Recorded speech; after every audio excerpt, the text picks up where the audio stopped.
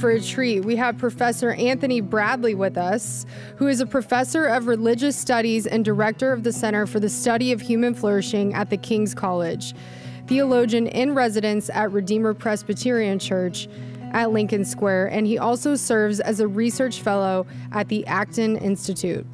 He studies and writes on the issues of covenant theology, criminal justice reform, youth and family, poverty, education policy, social ethics, and race in America. He is also the author of several books, including Liberating Black Theology, Black and Tired, The Political Economy of Liberation, Keep Your Head Up, Aliens in the Promised Land, John Rawls and the Christian Social Engagement, Something Seems Strange, Faith in Society, and Why Black Lives Matter. Talking today about why fathers are the most important men in any community, please welcome Professor Bradley.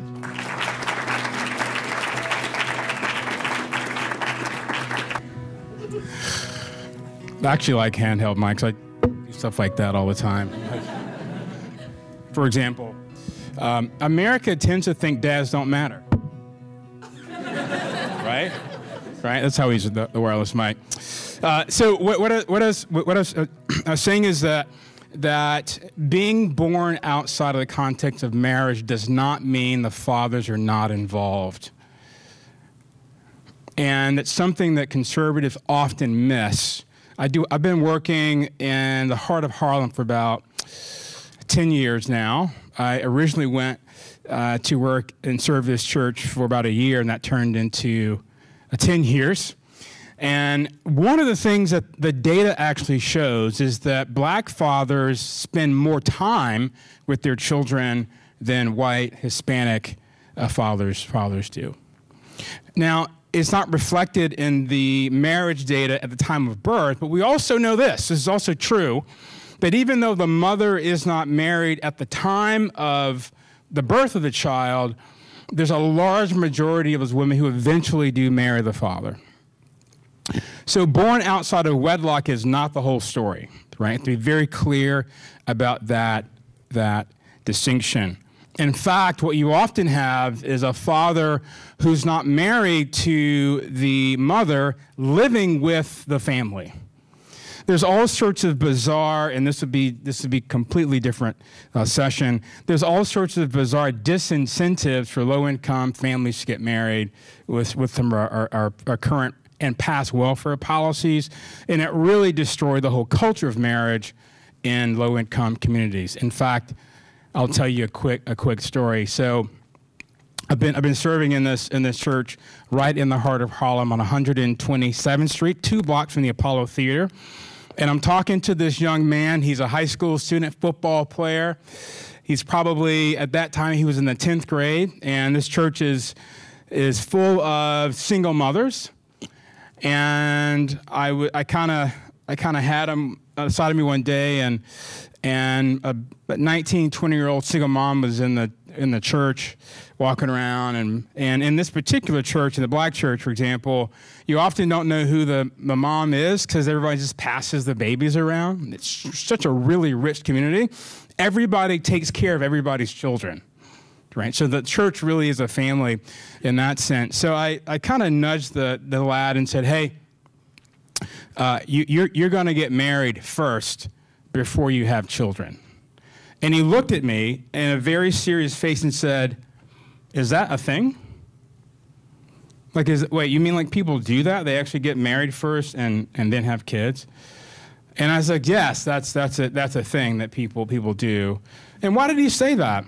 Because he hadn't really seen that, right? The idea that sort of marriage is something that would predate the birth of a child is just not something in his conceptual framework. But a dad involved with the kids, he's seen that. But the whole marriage part was a bit foreign to him.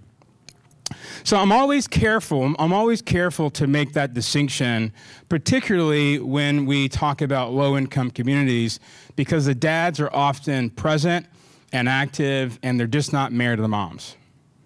Sometimes they'll be the fiance for like 10 years, right? Maybe 15 years.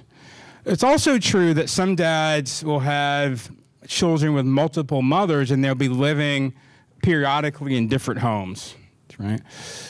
This is what low-income families do. What wealthy people do, and I know this because I've had friends who have arrived at their dad's funeral and found out that the dad had another family, right?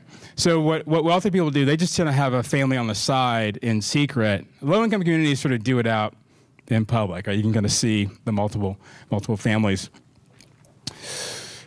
So born outside of marriage does not mean that the child is without fatherly care or affection. Dad deprived means that, and you'll hear me use this term a little later. You can have a father in the home who actually doesn't father, right? Physically present, emotionally absent. Physically present, spiritually absent. Dad is physically in the home, but doesn't parent, doesn't nurture, right? Doesn't teach, doesn't hug his own children. And in those homes, you still get dad deprivation. And in many cases, we have the absence of fathering as a verb. This is something that you actually do. And then, of course, it would make sense you have uninvolved dads or very involved dads. So when we talk about fatherhood or fatherliness or fathers, we do want to make the distinction between marriage and fatherhood, that those are not always synonymous. Does that make sense? Yeah. My students come from great homes, and a lot of their dads are great, and a lot of their dads are not. But their parents are married, and things like that. So when we talk about some of the main causes of fatherlessness, the absence of dads in our society, sort of two data points tend to stand out in the most recent years. The first is the expansion and the ease of divorce. We are in a divorce culture.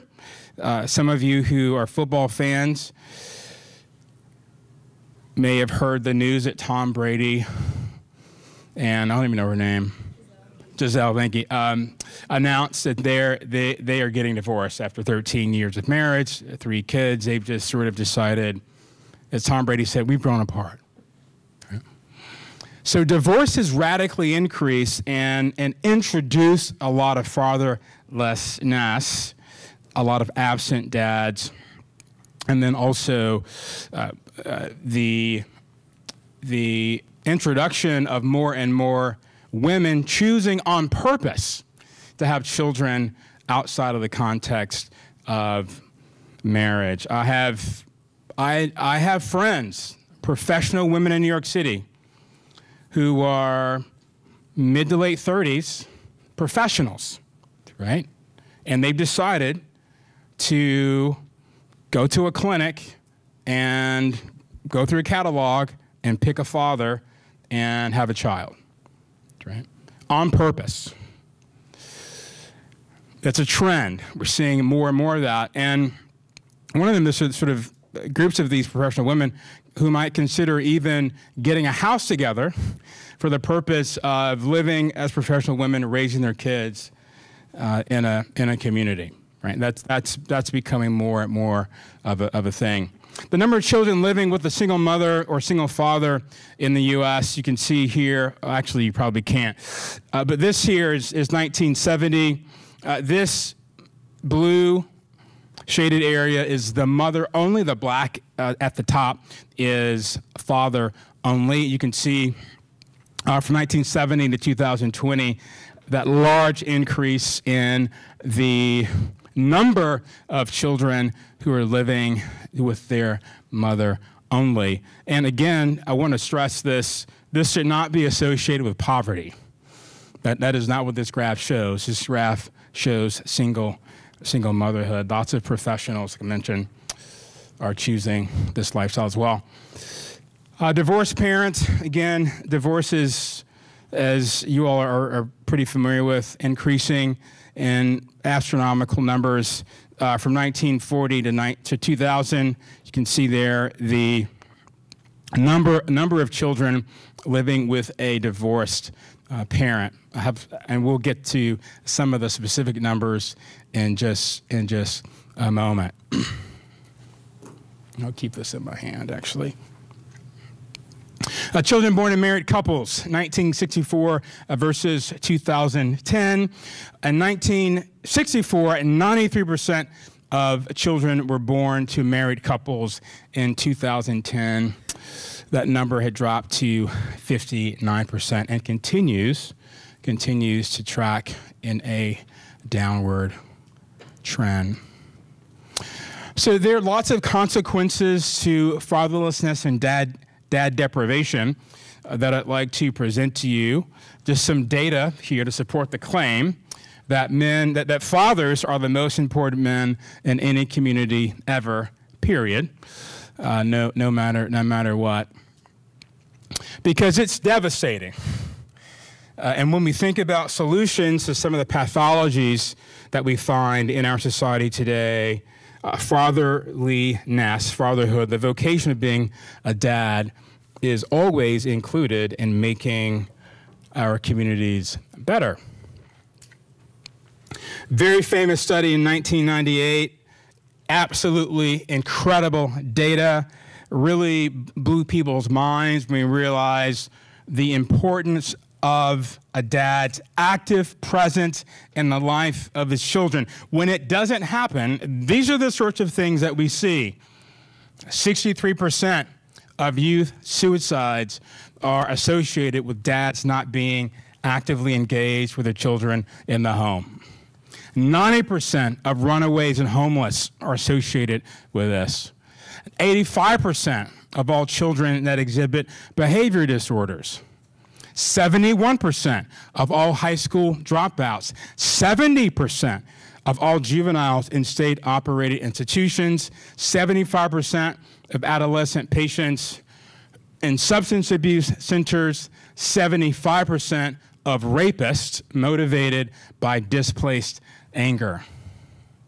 It's counterintuitive to some people, but one of the ways that we tackle the sexual assault crisis on college campuses is by investing in fathers. There's a direct correlation between a college student acting out in terms of sexual assault and that student's relationship with his father. Direct correlation there. I just finished a book. My next book is on college fraternities, and it's coming out in the spring. And you can see it in the data. And so when I talk to fraternities, when I talk to fraternity presidents, those are the sorts of questions that I ask. What were the relationships like with the fathers?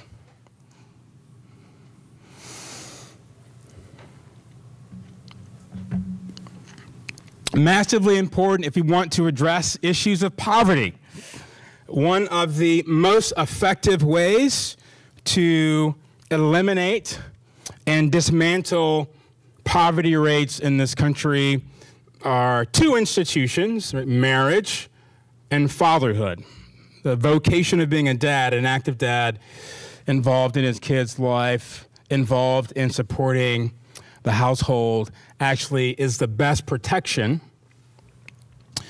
against poverty for children. You can see here the comparative data. Married couples is the red in terms of children living in poverty. Blue is the female-headed household. And you can see the difference between children living in a female-headed household versus a married couple there.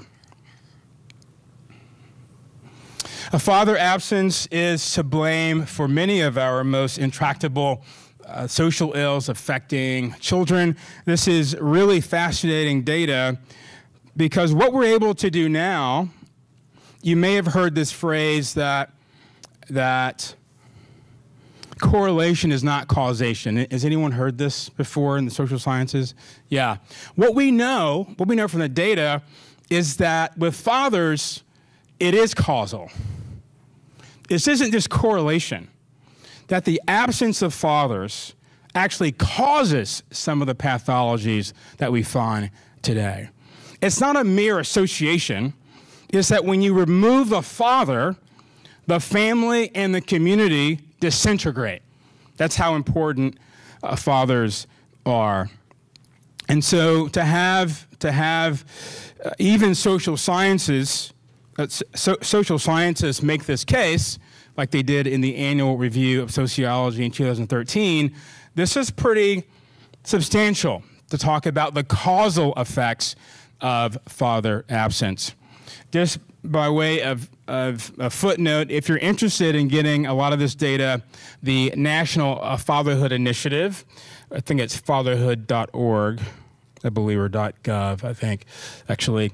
The National Fatherhood Initiative is a place where you can get really good data, and I was going to make my own slides, but they already did, so I'll just use theirs, right?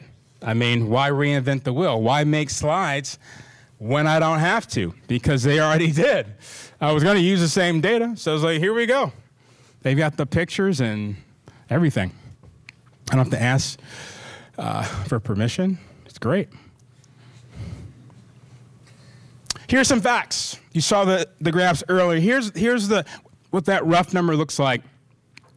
1 in 4 children in America live without a father in the home. That amounts to about 19.5 million children. Now think about that slide earlier. We talked about the associations with the criminal justice system, with substance abuse, right? Associated with that. So that 19.5 million children are much more likely to drop out of school, to have substance abuse issues, et cetera, because of an absent father. Individuals from father-absent homes are 279% more likely to carry guns and drugs, guns and deal drugs than peers living with their fathers. One of the things that we've noted since Columbine is that almost every school shooting, almost every single school shooting since Columbine was a shooting by a young man who had an absent father. Almost every single one. In fact, it's something that the news media will not include in the story often. It's the first thing I look for. The home structure. One of the, I can't remember which one this was. This is one of the school shootings out in the West Coast. I believe it was either it might have been in Portland or Seattle. This one young man, before he shot up his school, his social media posts read this quote, "I wish I had a father." And then the next day he went in and shot up his school. Right? Much more likely. Here's why. If you look at the psych data, when girls experience emotional distress, when they are having emotional discomfort, they tend to hurt themselves. They will cut themselves, right? They will try to alleviate discomfort by eating something, right? Something like that. Maybe alcohol, maybe take some pills. But when boys experience emotional discomfort, they act out and hurt other people. That's the difference. So I always wonder, why is it that you have girls and boys grow up in the same dysfunctional home, but boys go out and shoot people when they get in emotional distress, or they stab people? One of the things that we noticed, that we noted, if you look at these issues in the UK, is that because often people want to reduce the school shootings to guns, if you take the guns away, you know what the boys do? They pick up knives and go to school and do the same thing. And the variable that matters, a sort of common denominator with all these, is a father who's absent. Right? That's the common denominator. If we want to solve school shootings, we have to think about supporting the family. That's how we end school shootings. And this most recent one, this most recent one in St. Louis, if you read his little manifesto before he shot the school, what did he talk about? I don't have a family. I'm lonely. Right? I don't have any friends, et cetera, right? This sort of isolation, disconnection, this common story. And so if you look at the news cycle, you see it backs this up, right? Much more likely to carry guns and also deal drugs. Adolescent teen boys who live with their dads are less likely to carry guns and deal drugs. One of the very first opportunities I got to mentor a high school sophomore was I was at this church. I was living in Grand Rapids, and his 10th grade student, a Spanish teacher, saw that this student had a lot of potential, and she said, "Hey, will somebody just hang out with this kid?" And my roommate at the time, she asked him, and he was like, "I don't really do kid. I don't do that." Right? And I was like, hey, I'm an extrovert, right? I will hang out with a tree. I don't really care, right? A squirrel, a dog, I don't really care. So this kid was in the 10th grade. He was selling drugs. His dad was in prison for selling drugs. And this kid was in the 10th grade, extremely successful. He was so successful that selling drugs in the 10th grade that his mom would steal his drug money, right? We're talking $400 or $500 a week. This kid was doing great in his high school. And what do? We just went to Denny's. I mean, I didn't know what to do. So we just went to Denny's and hung out and did that for a number of years. And he was able to turn his life around, but he needed some intervention. But he was one of these statistics, right? Dad in prison, much more likely to do and deal drugs. Involved dads, and this should be intuitive. Involved dads improve their children's overall emotional and social well-being. You think often about the sources of anxiety and depression. Remember that one of the definitions of anxiety is the fear of disconnection and isolation. And there's nothing that centers a child more than being connected and grounded with parents that love that child dearly. They know that they are loved and affirmed, and they're validated by their parents. Not knowing that causes a lot of anxiety, or if it's conditional, right? What also causes anxiety with adolescents is if love is conditional. We love you if you get an A.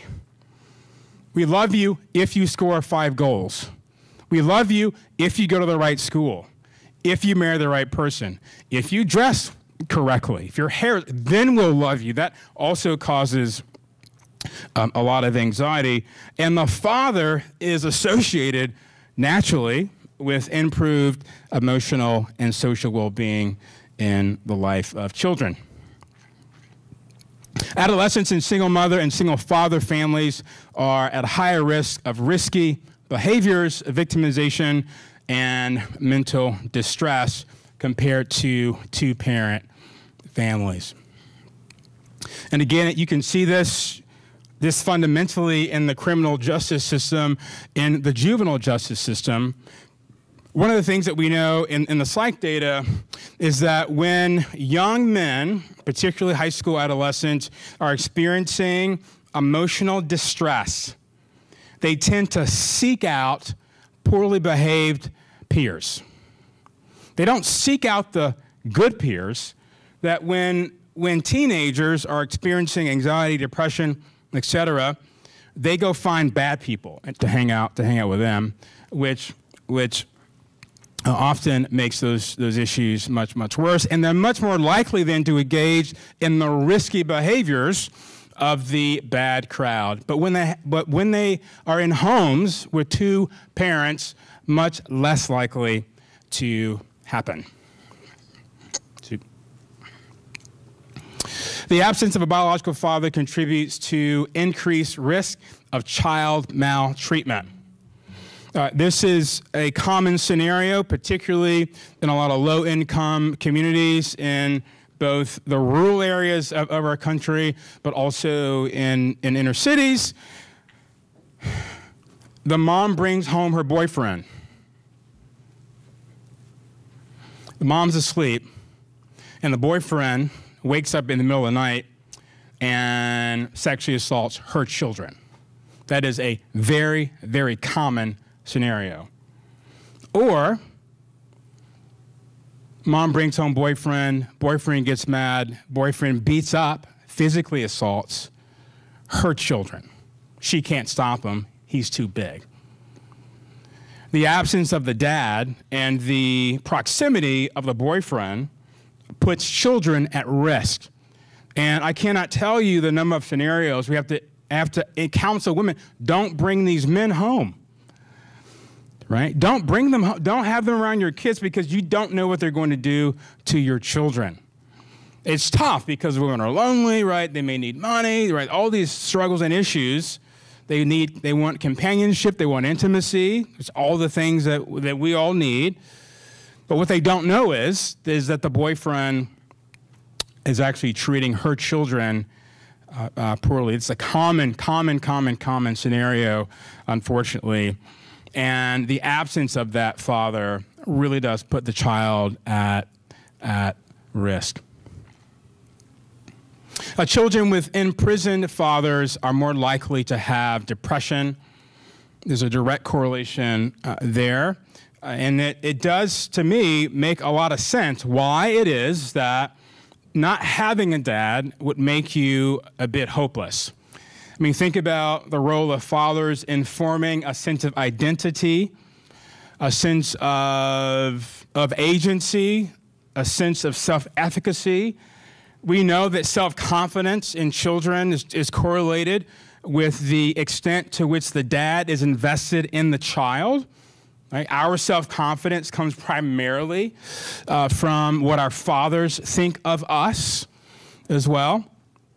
And not having that, not having sort of dad's validation, dad's affirmation, which infuses things like the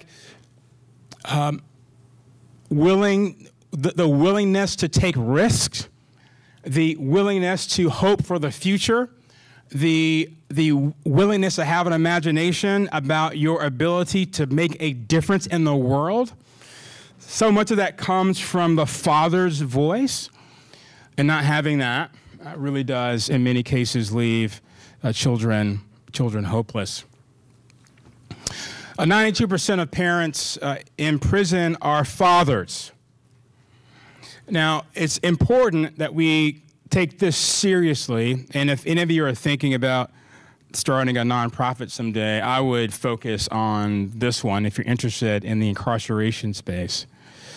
Because one of the ways that we break the cycle of low-income boys heading to juvenile is having them have great relationships with their incarcerated fathers.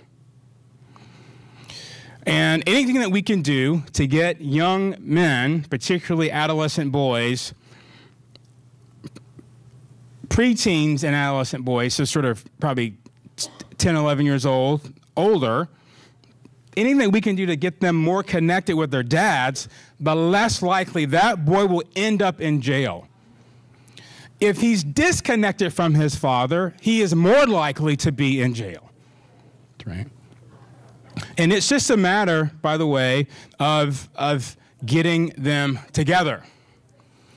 There's a great ministry in Miami. It's called Children of Inmates. And this is all they do.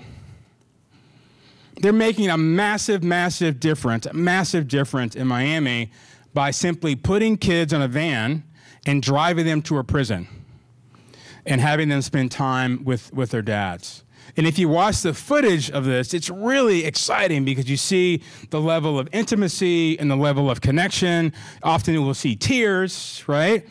Because the children want to know their dads, the dads want to be connected to their kids. And these sorts of interactions, this intimacy and this connection keeps lads like this from all of those pathologies that I mentioned earlier. Simple interactions like this. It doesn't take much.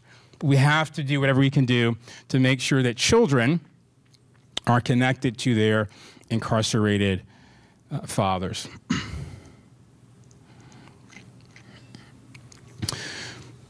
Infant death within the first 28 days of life is 4 times higher for those with absent fathers than those with involved fathers.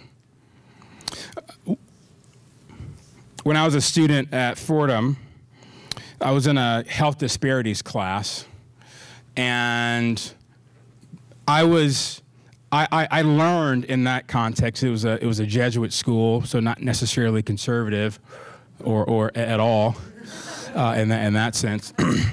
So I'm in this Jesuit context, and we're having a discussion about race and health disparities, and the discussion went something like this. The data showed that black women were more likely to show prenatal distress, and as a result, much more likely to have higher infant mortality rates in vitro and also in vivo as well. And everyone sort of went on and on and on, and then the conclusion was that racism was the reason, right? That America was so racist, the racism was stressing out these women, and because of racism, their children were experiencing that stress, and we saw higher mortality rates. So what I figured out at Fordham, instead of just making declarative statements, I would just ask questions. So one of the questions I asked was, I raised my hand, and I asked, hey, what happens when you control for marriage? Guess what happens? For married black women, their infant mortality rates are about the same as the national average. Now, if you want to think about what might cause stress and anxiety in a woman's life, how about having a child that you're not married? And by the way, when I asked that question, it was like fireballs from hell came up, and I got vehemently attacked. And I remember the professor said this, and I dropped it because you got to do because you got to get a grade, right? But you do it so you can use it and tell the story later. This is why I just sat there and took it. So I raised my hand. She says this, and I said, well, it seems to me that maybe marriage is probably, one of the variables. And her comment was this, and I was astonished. She's like, well, you don't expect them to get married. Like, these people we can't expect these kind of women to get married. And I'm thinking, oh, wow. Actually, we do expect these kind of women to get married. One of the things that we noted during the worst parts of Jim Crow, when racism was more, right? It was greater. Poverty was even greater. Marriage rates were higher than whites. Right? That's a different session. So there is a direct correlation between a mother's mental health, the infant's mental health, and mortality rates when she is secure and is able to rest in the fact that she has some support and the support of the father.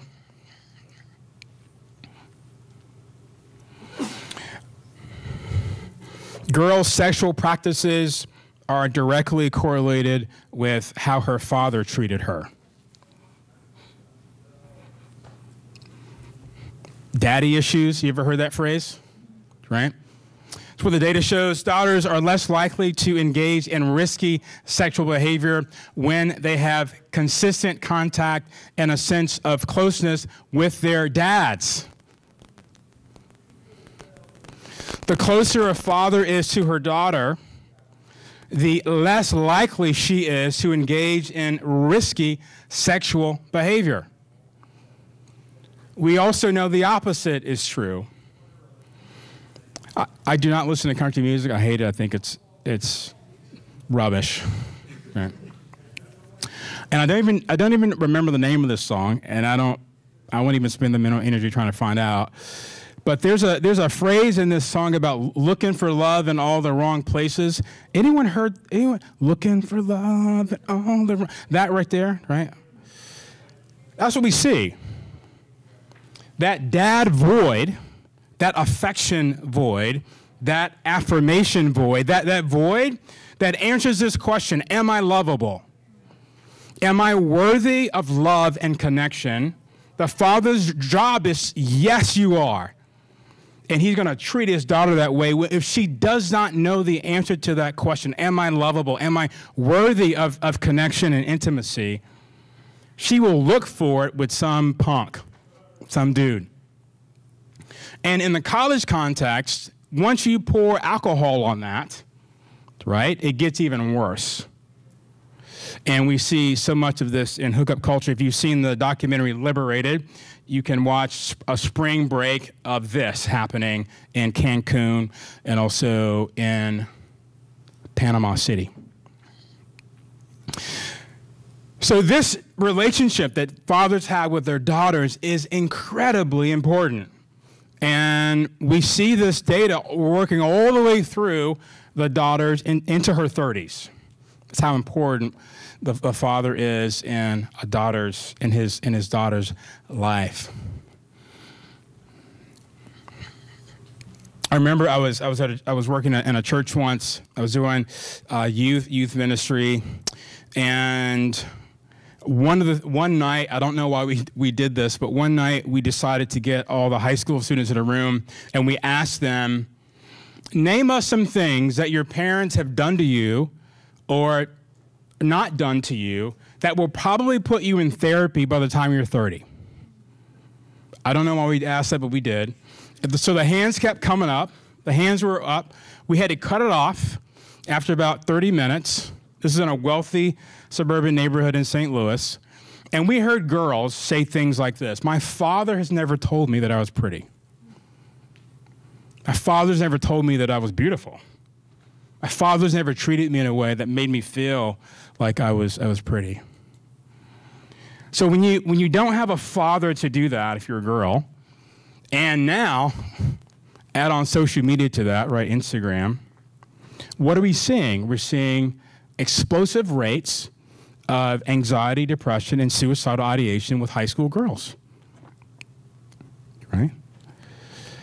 And we're also seeing much more risky behaviors as well. More and more girls with OnlyFans accounts and things like that. Looking, searching, right? Getting the answer. Am I lovable? Yes, you are.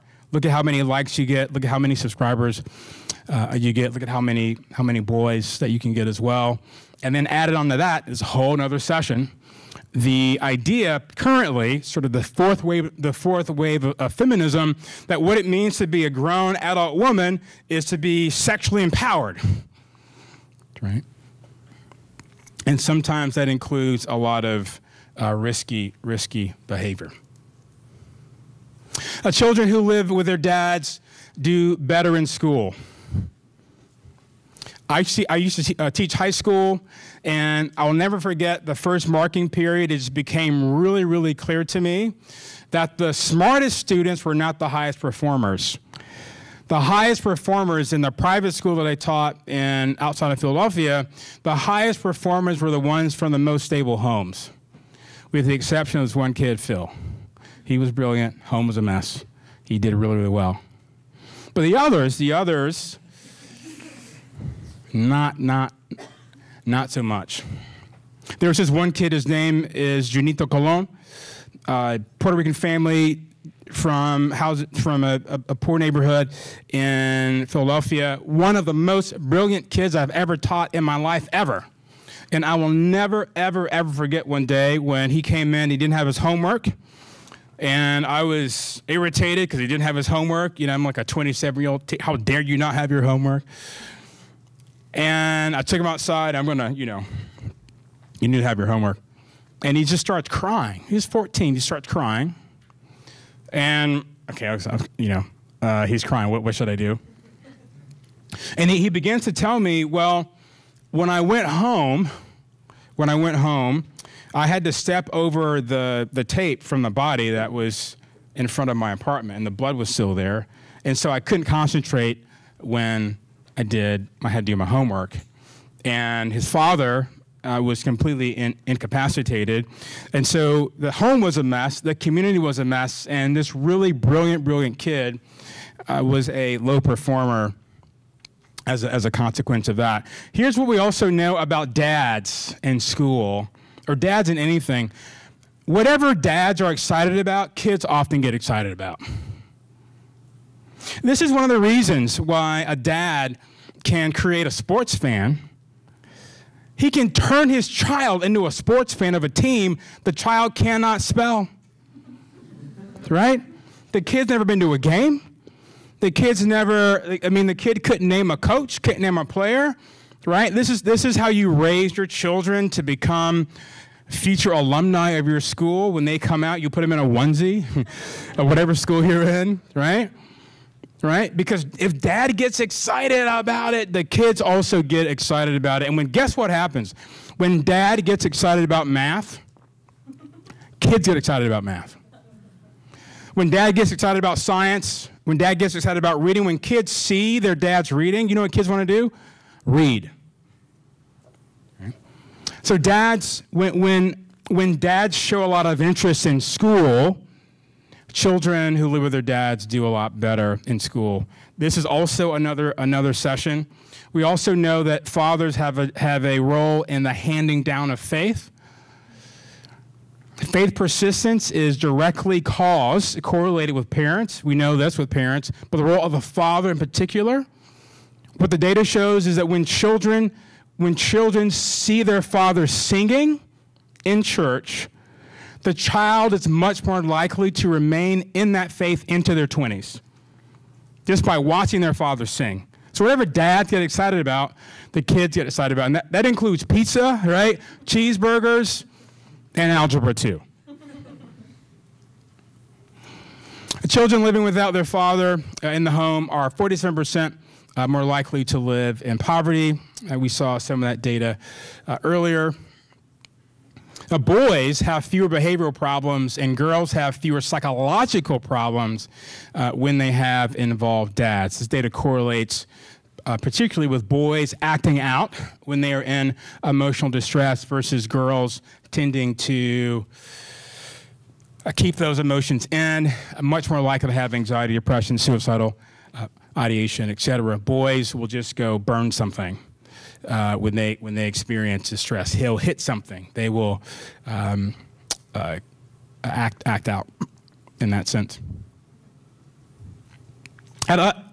Adolescent boys with absent fathers are more likely to engage in delinquency than those with fathers who are present. Again, around 70% of all of the boys who are in juvenile detention in state facilities are there from homes without a dad. Now, this is when audiences get real shifty. We talk about the correlation between obesity and fathers. One of the things that we do in this country, and maybe just in the West in general, is that when children experience emotional distress, when they experience discomfort, what's the first thing that we do? Put something in their mouth, right? And it's usually something unhealthy. Some high processed carb, like a Cheerio, or sugar. Right? And then we wonder, why are the kids so fat? Right? Because we just keep shoving food in their mouths. And what are we seeing? We're seeing ridiculous rates right now of childhood obesity and type 2 diabetes in children and adolescents. So one of the things that can happen in homes where there is a lot of emotional distress, there is a lot of disconnection, is that sometimes parents try to alleviate this by giving their kids a lot of food to make them feel better. Because, listen, this happens to me. If I have a bad week, I want some French fries, particularly truffle fries, right? I'm just being honest. The more the merrier. I could have a whole table of them. It'd be great. Head first, right? It's awesome. If you're a single mom and you see your children are sad, you can't change anything necessarily about the conditions, but you know what you can do? You can make something for them, right? So what do you want? Some cookies? You want some candy? You want some cake? You want a pizza? You want a Hot Pocket? You want something like that? And so one of the things that we're seeing is that children in father-absent homes are 2 times more likely to suffer from obesity. It's often the case that in a lot of homes, because the children often know how to work the mother on these issues. When the kid says, I want some ice cream, often the dads are like, no. The mom's like, yeah, no, right? Dad leaves, the kid's like, Mom. Snuggle, work the mom, get the ice cream, right? But dads are like, no, you can't have an ice cream. Or dads will do this often after you do your homework, right? And that, by the way, introduces the habit and the practice of delayed gratification, which I'll talk about in just a moment. So we are trying to alleviate the anxiety and the discomfort of a single parent home with food and sugar. High fructose corn syrup drinks, high processed carb foods out of boxes, things you put in the microwave, and ridiculous amounts of candy. This, I don't want to cause a riot. I think Halloween should be illegal. Only because of the sugar, right? If it was fruit or something, maybe, right? Or maybe beef jerky, right? Trick or treat, here's some protein, right?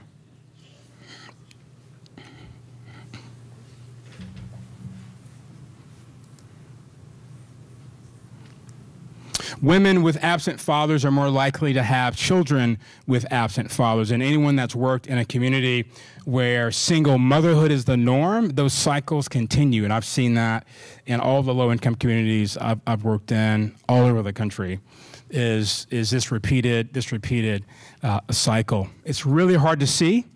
And what's difficult about this is that in some communities, having a child is a rite of passage into being an adult.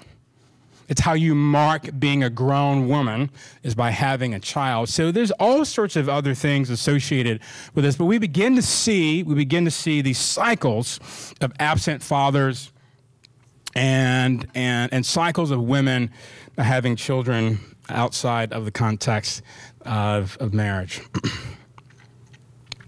Here's good data from the University of Texas on the social impact of dads. Some of these numbers are associated with some of the points I made earlier. If you want to look at particular grades in terms of academic performance, this is what we see. 39% of children that have active dads are more likely to get A's in school. 47% less likely to repeat a grade, 60% less likely to be suspended or expelled from school, twice as likely to go to college and find stable employment after high school. You all may know that we are currently experiencing what's called the boy crisis. It's actually a crisis of men. There's a great book by last name Reeves, Of Boys and Men, Brookings Institution. Richard Reeves, yes. Yeah, I read the book on the subway the other day and I almost lost my mind. But it actually repeats a lot of the stuff in Warren Farrell's book, The Boy Crisis. But we're beginning to see that there are sort of correlations with father involvement and boys withdrawing from culture, not going to college, not getting work. There are currently 9 million prime age men, that's between the ages of 25 and 54, who are currently not working. 9 million. Now listen. Now people often say, well, maybe the reason that this year 61% of all college freshmen are women. Maybe they're going into trades. Like, nope, they're not going into trades. They're doing nothing. And a lot of this is correlated with some of the data that I mentioned earlier with divorce, single-parent family, absent fathers, etc. For boys, they tend to, what Karen Orne talks about in her research, resign. I'm out. I'm not going to go to school. I'm not going to go to work. I'm just going to sit at home, maybe play video games, maybe deliver pizza, maybe be an Uber, drive Uber. But I'm checked out of this. And we're beginning to see some of those trends as well. 75% less likely to have a teen birth, 80% less likely to spend time in jail. So providing services and programming that aims to increase fathers' positive parenting skills, appropriate discipline, effective communication, emotional support, and stress management can have a double effect, reducing risk factors for child abuse and increasing protective factors that can radically change the nature of the proliferation of all of the pathologies we've been talking about during this entire session. Supporting dads needs to be, I would argue, at the program level, an emphasis at the local, state, and federal level. Every institution, every civil society institution needs to figure out ways to have a greater support for fathers. This is a fantastic study. Jeffrey Rosenberg, Brad Wilcox, many of you probably know Dr. Wilcox teaches at UVA. And this study, it's about 200 pages. I would highly recommend it. It's got good data in there as well. And in the back, it's got a whole list of solutions, but the importance of fathers in the healthy development of children. And these are the sorts of things that fathers need help with. If you're interested in working on this issue, if you want to start a nonprofit, you want to start some sort of movement around this, these are what dads need. Fathers need to take an active role in nurturing their children. Fathers need to take a careful look at how they discipline their children. Those working with fathers must be on the lookout for fathers who finds himself chronically angry, depressed, insecure, powerless, or stressed. Fathers need to tend to their marital or romantic relationship, and fathers should teach their children to develop respect for their own bodies. One last story, and then we'll open up for Q&A. When I was doing the research on criminal justice reform, particularly focused on the juvenile space, one of the things that I discovered in the data is there's a direct correlation between a father's affection and boys' aggression level. One of the crazy, this is sort of not intuitive, but what the data shows is that the more affection a father shows to his son, the less likely the son is to show criminality and aggression. So one set of studies that I saw, they brought in two groups. They brought in two groups of teenage boys who were in the juvenile system, and they did a study. In one group, they showed them some relaxation videos. It's sort of like when you're in the dentist's waiting room and you see the video of the fish and the music, right? So they showed them some relaxation videos. With another group, they brought in physical therapists and they gave them massages. And what the data showed is that the group that got the massages, their anxiety went down, their depression went down, their aggression went down. They were much more cooperative with the adults in the juvenile center. They were much more cooperative with their parents, just by touch and affection. The introduction, right, of oxytocin and dopamine, those things tend to offset some of the aggressive hormones that boys experience.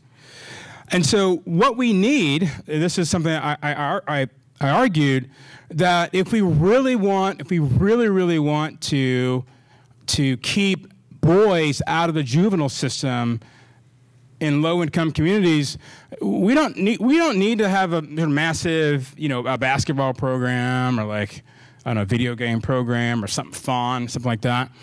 They just need some hugs. And the one institution that should be really good at doing this, as I've argued over the years, is the church. Should be really good at giving people love and affection. We've also noted this in the data. Boys who roughhouse with their fathers are much less likely to suffer from long-term bouts of porn addictions or video game addictions.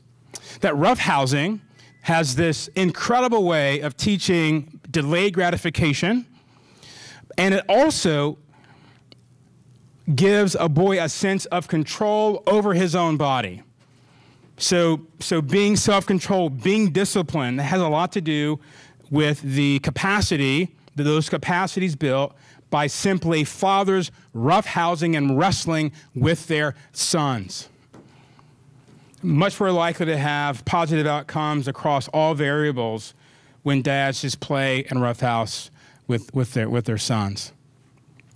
It's really fascinating data, and I'm confident when I say this, because of this data, that a father is the most important man in any community at any time, ever, no matter what. Because dads have, in their capacity, it's simply exercising their vocation, they have the capacity to undermine all of these pathologies and make their families and their communities and their nations much, much better places. Thank you very much.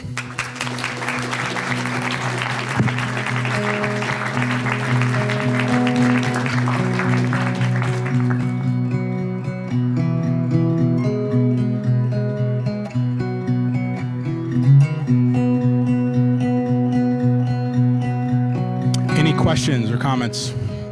Yes, sir.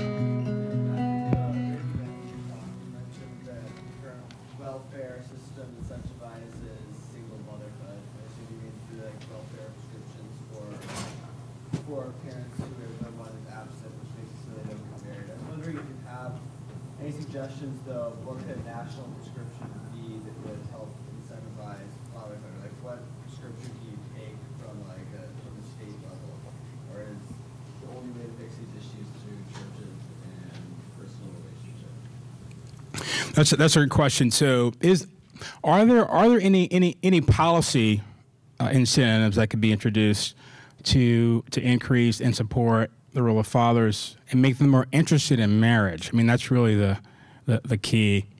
Some have suggested, during the Obama administration, we had a White House Council on girls, and some have suggested that we have a White House Council on boys as well. And think about the ways in which the social programmings, the social programming that we have right now, almost only benefits low-income women. Almost all of it, right? Only benefits low-income women.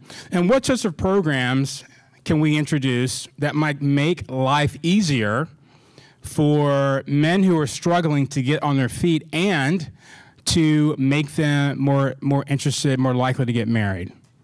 Now, here's an interesting correlation. And this is something that I learned in the mass incarceration research and work that I did in Harlem. When a man gets out of prison, if he has fathered children, if he is gainfully employed and has a place to live, his interest level in marriage goes way up. So one of the ways that we can get at this actually is thinking about what policies, what structures might enable gainful employment for men who are in communities where jobs are hard to find. Because when the employment level goes up, men are much more likely to marry the women with whom they've had children. In a lot of low-income communities, there's a sense of pride there, like I want to take care of my family. But if the man's not gainfully employed, he doesn't feel confident enough to do that. And I've talked to men in New York, and they said, no, I mean, I would get married, but I can't afford it. And I'm like, no. Actually, the way it works is like if you get married, you guys can afford lots more things, right? It's more efficient. There's all sorts of great outcomes there. So that success sequence of having gainful employment and a place to live, like those two things alone will have radical impacts in terms of increasing marriage. We don't actually need to, we could have sort of father-centric programs. But those ancillary ones, those two issues are major variables in the confidence that a man has in getting married. I mean, even with middle class people, you often hear people say, I want to make sure I major in the right thing so one day I can support a family.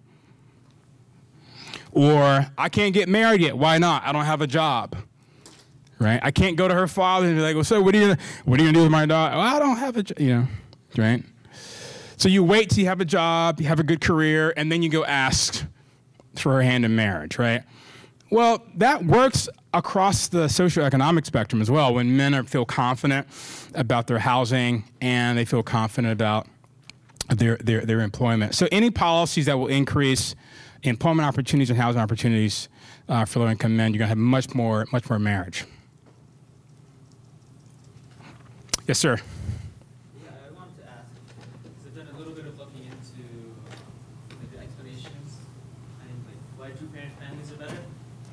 One argument against that.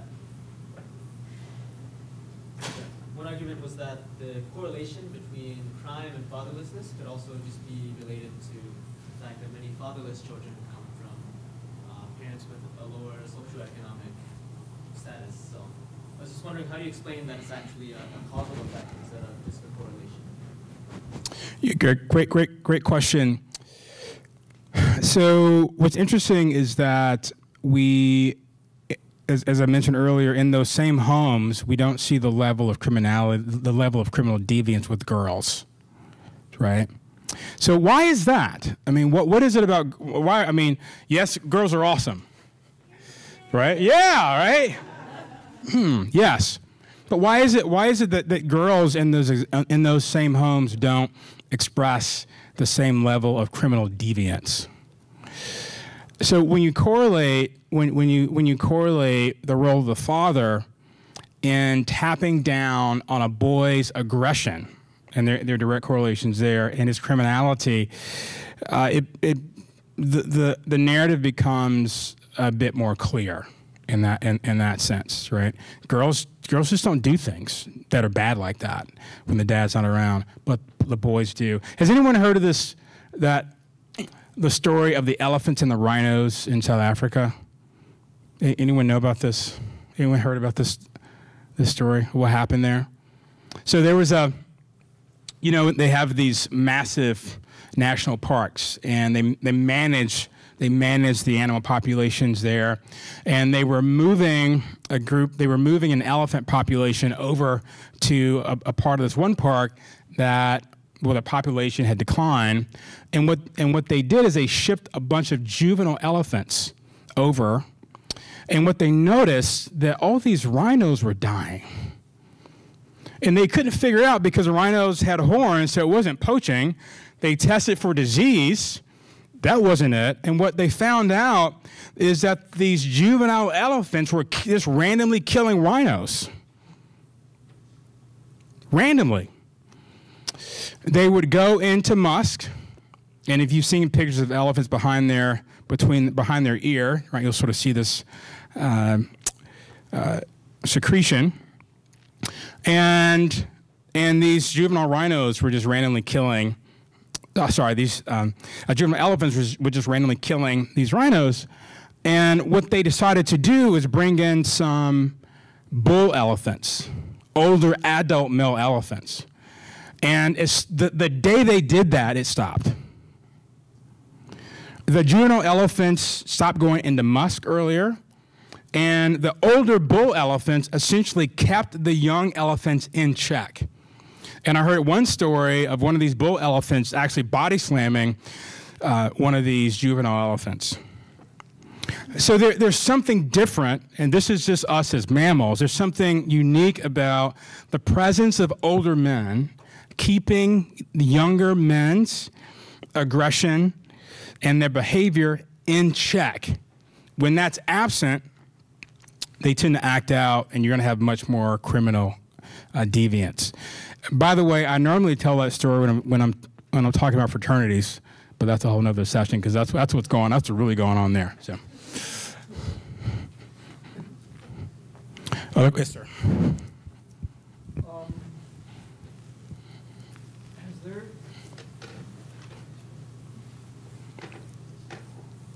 Has there been any? Well, I have two questions. I don't know if you have, but I think the first question I have is: has there been any same type of research done with motherless households and things like that, with homes without the mothers, and how that affects kids?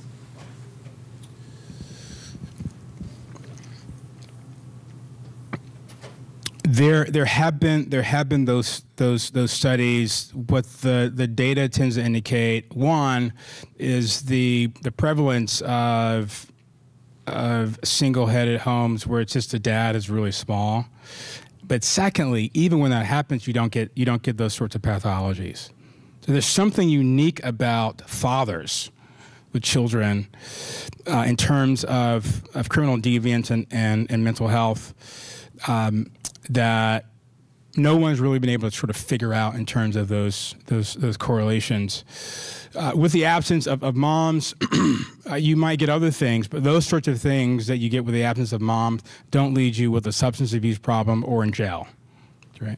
So there's something unique about dads, and the data doesn't explain what that is. I don't think anybody knows what that magic is, but there is something unique about dads.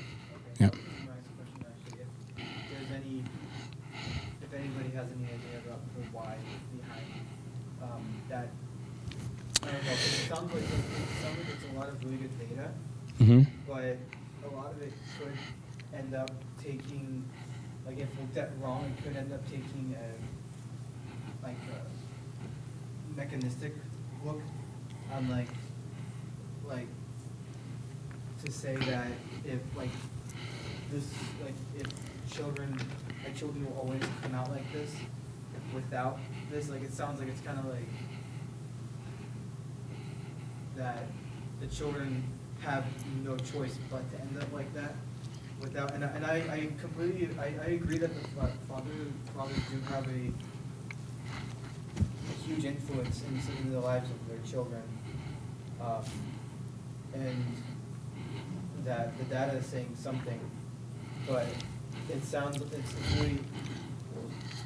a lot very sometimes some parts of it can sound pretty mechanistic in terms of that if fathers aren't there, then children will always come out like that. And I think, is there any way that they could look deeper into the why behind that? Like you said, there's something magical, or there's something that's about fathers.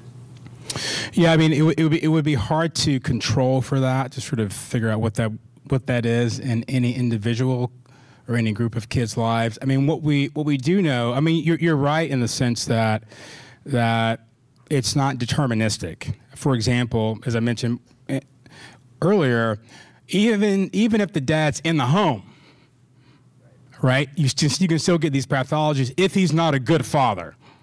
Right. So the presence of a male body, it really isn't it. It's the role of fathering. Now, kids don't have to be fathered by their biological father, right? A lot of families, because of all sorts of tragedies that happen, it could be the grandfather, it might be the uncle. In some cases, it's even the older brother. It might be a stepfather, but the role of the father, sort of fathering as a vocation, that is demonstrably important. Basically Right. Any paternal relationship. Yeah, and in some communities, it's a coach. It's a football coach, a basketball coach, and we see stories like this all the time in a lot of low-income communities where there's thriving, and the guy's 27 and he credits it. Well, my coaches, right? One coach handed it off to another coach, handed it off to another coach. But what was consistent is the lad had a father figure in his life throughout his entire life, right? And by the way, I want to encourage all of you guys in this room right now to do something radical and crazy and be a big brother to some kids from broken homes.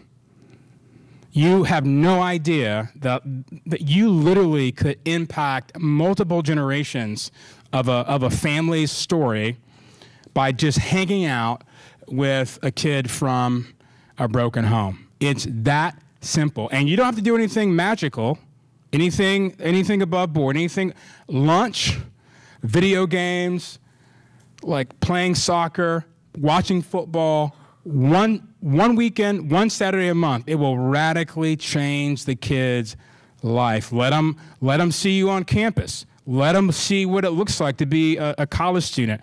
I've seen this work powerfully in a kid's life, just to have somebody who shows interest and can introduce a new imagination for the kid's future. So any kind of fatherly role these lads can have is that's what's really, really key. Yeah, great question. Yes, sir. You kind of got at this in your example about the boarding class, right? It's like people don't want to hear that the problem is fatherlessness. Yep.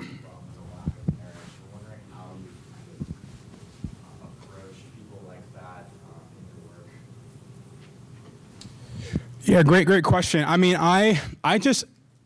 so you're talking about like Thanksgiving in my house or Christmas, you know, those discussions, right?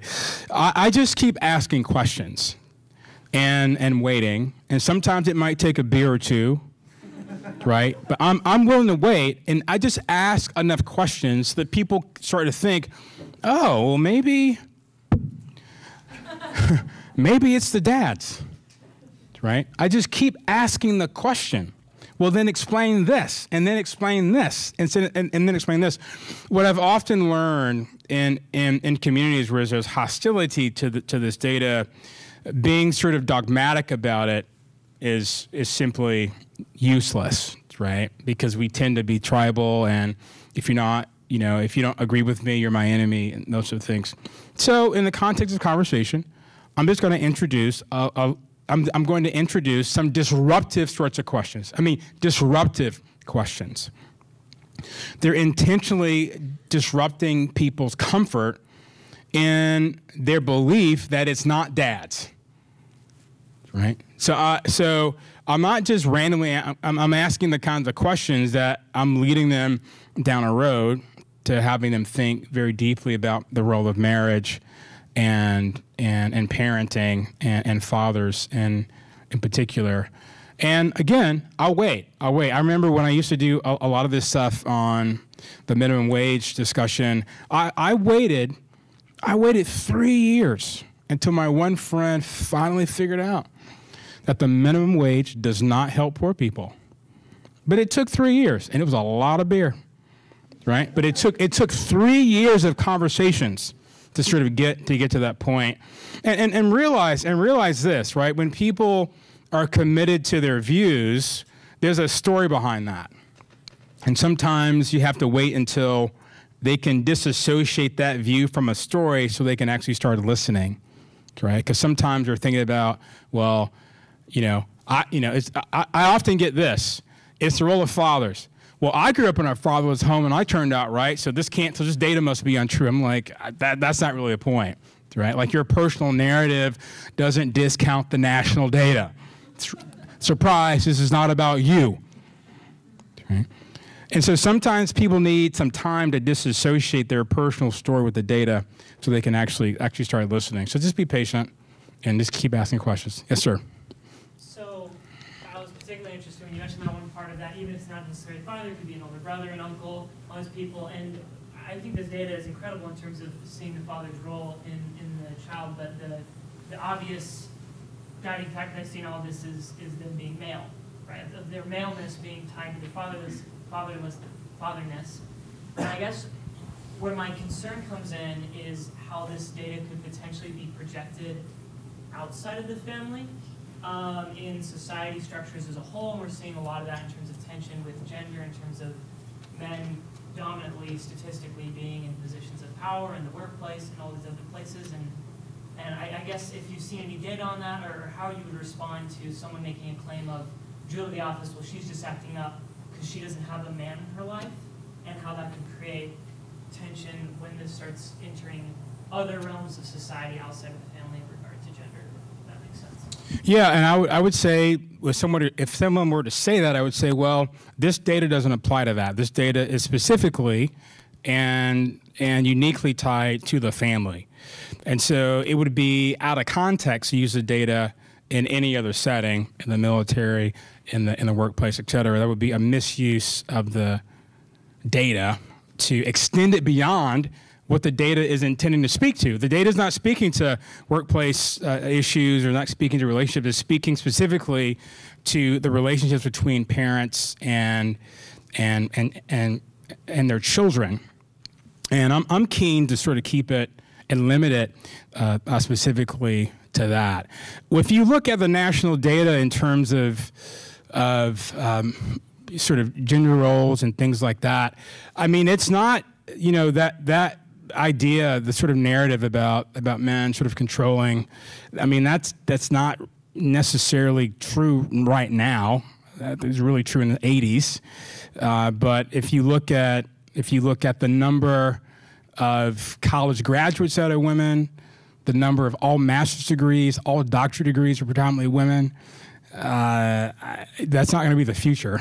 I mean, the data just came out. I saw this data a couple of years ago that women in their 20s out-earn men in their 20s now. In fact, that's one of the reasons why dating's become so difficult. Is that men are struggling because women don't want to date guys that don't make more than them.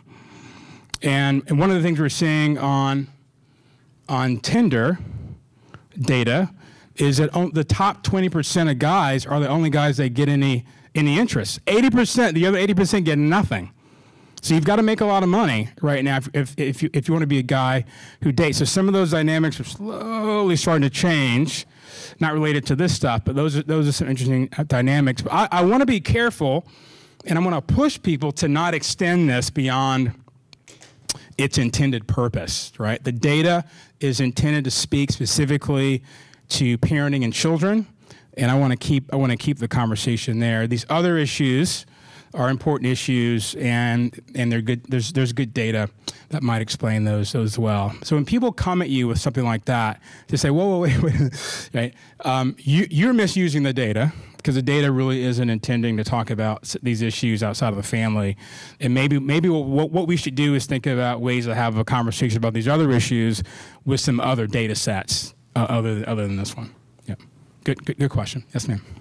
What can I as a girl do to help the boys in my life prepare to be good fathers, especially if they didn't have a good father in their childhood? That's a great question. And I would, as I've been asked that question before, I actually asked a therapist, what should I say when I get asked this question? And he simply said this: guys need to be encouraged. And think about the etymology of that word. Courage needs to be put in them, right? That they can do this. The number of dads who believe they are inadequate. I mean, this is between, like, don't let this leave this room, okay? But most guys struggle with feelings of inadequacy, and they'll never tell anybody about it, but they struggle with that. And what they'll do is they'll cover it up by having good grades and, like, being the president of everything and being the CEO of the world. because they don't want anybody to know that actually inside they feel inadequate. They struggle with that. And so they put on masks and costumes and things like that to cover it up. And so what they need is way more encouragement and celebration in the role that they have than they're getting in general, right? I mean, if you look at the data in terms of how much Americans spend on holidays, you know what's second to Christmas? Mother's Day. Right? So what can you do to sort of encourage and speak life into your male friends that, one day you're going to be a great dad. And these are the things I see in you right now that are going to make you a fantastic father, and you should be doing more of that. And one of the things that I've done, so at King's I've developed this self-improvement group for guys. We meet twice a month, and we're going to spend 4 years. We're working on this year, kind of getting some good habits versus bad habits. So that's kind of the first year. But what's central to this program for me is encouragement, speaking courage, and giving them an imagination for being as excellent as they can be. They get a lot of emasculation and a lot of shame. There's a lot of shame in our culture for guys. And there's so much shame that guys don't know. They don't know how to show ambition. They don't know how to demonstrate ambition, because ambition in a lot of guys' culture in our culture right now is constantly shamed as being patriarchal, right? And so I think that's one of the reasons we're seeing guys check out and withdraw, because they don't really know what to do. But I think in this front, if you see something, great, right? If you see something, say something, right? I mean, if you see something positive, go ahead and speak into that, fan that flame, and encourage it. Absolutely. Great question. Yes, ma'am. Oh, last question, yes.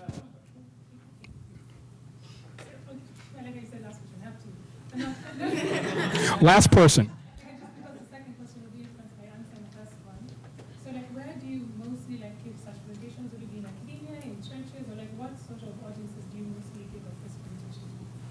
Great question. So I talk about fathers everywhere I can, everywhere that'll invite me. So that does include churches. It does include conferences like this. I talk about it to business groups and things like that.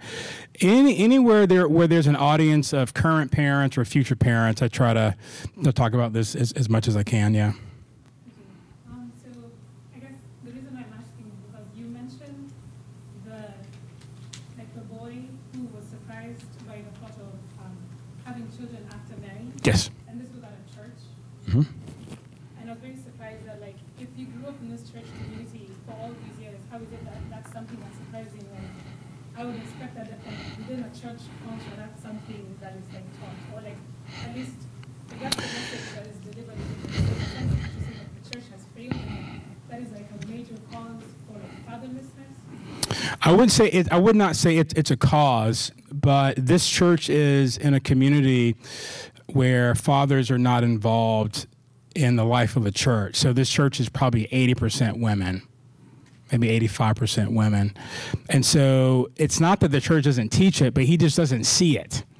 And his primary frame of reference is his community, not the one day a week he's in a building for an hour. And he's a teenager, so he's not really listening to the sermon all that much. He's probably on his phone. And so his primary influence on his frameworks are going to be his community, his friends, his school system, and that's just what he sees, right? And so that's what friends talk about, that's how they behave, and that's why I was in the church actually saying that directly into his ear, right, and helping him to sort of think differently about it, because his world just simply looks like that. In terms of the church failing on this, there's a great book by Leon Pottles called Losing the Good Portion. It'd be great to have him speak at something like this, where he gives the whole history of one of the reasons why the church, across traditions, Protestant, Catholic, Orthodox, why Christianity particularly struggles to maintain high numbers of active men. And that is a pretty profound weakness that we've seen for at least the last 120 years.